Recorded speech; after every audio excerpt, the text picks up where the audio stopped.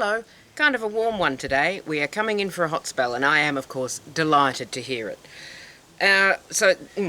Let's talk about Work in Progress Wednesday. This I had last week, but I hadn't finished it, and I have finished it now, so that pretty much looks the same except it's got a leaf on it, as it did last week, but all the ends have been trimmed off, but that is finally done and dusted. It's gorgeous, it's soft, it's very warm, which is what we need in the summer.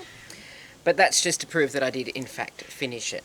Now, I don't have anything on the loom because I only finished this a couple of days ago, and I've been distracted by things on my weaving. I've been distracted by a Christmas present that I received. So I'll show you what's going on with that. So, quick story time. Not long, not interesting, but quick.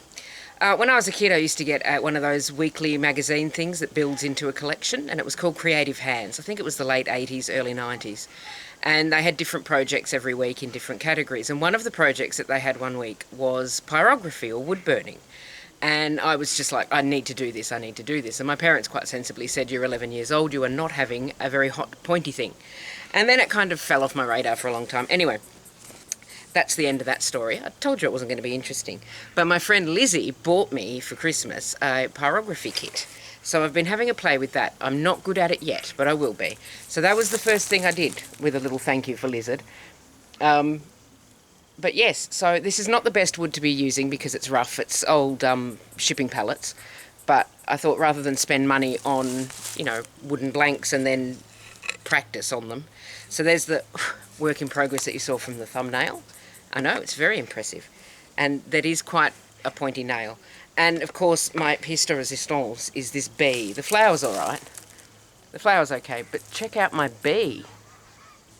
So I am currently figuring out what all the nibs and the shapes do, having a go on it, having a practice, and then once I've got a bit more skill, which could be next week, it could be next year, who knows?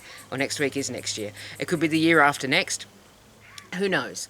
But then I'll get some proper wooden blanks and have a go on some proper stuff. But for the moment, I'm just faffing about, so it's not worth buying, proper wood frames and boxes and things just to faff about on.